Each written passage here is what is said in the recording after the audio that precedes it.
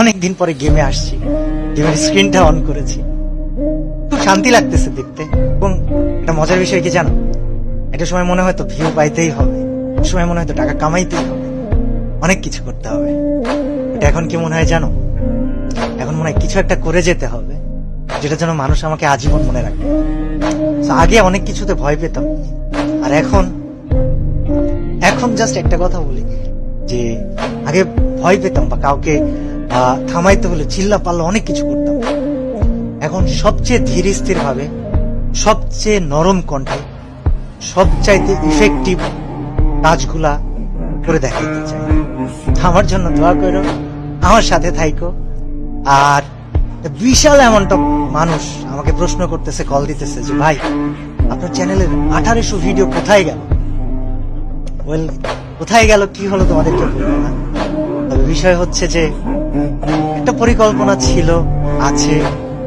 আমার জন্য দোয়া করো যেন আমি পরিকল্পনাটা বাস্তবায়ন করতে পারি, এবং তোমরা আমাকে মনে রেখো আজীবন। আমি তোমাদেরকে আসলে অনেক ভালোবাসি, কিন্তু তোমাদের থেকে বেশি ভালোবাসি আমি আল্লাহকে। আমার পরিকল্পনাটা অবশ্যই থাকবে, তবে আছি আমি কিছুদিন তোমাদের জন্য, সাথে থেকো।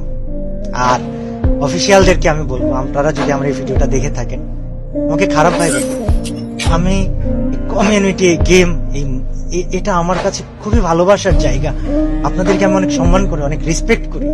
আর আপনাদেরকে না দায়িত্ববান হতে হবে। অর্গানাইজার্স, আপনাদেরকে দায়িত্ববান হতে হবে। স্পোর্টস প্লেয়ার, তোমাদেরকেও দায়িত্ববান হতে হবে। এবং আমি নেতা হতে আসিনি, কিন্তু আমি সবাইকে সাথে নিয়ে পরিবর্তন করে যাবো ইনশাআল্লাহ। আমাকে অনেক অনেক জায়গা থেকে, আমি ফ্রি ফায়ার ক্রিয়েটর বলে অনেক সময় অনেক কথা বলা হয়েছে যে কি করতেছেন আপনি, হ্যান ত্যান সাতশত।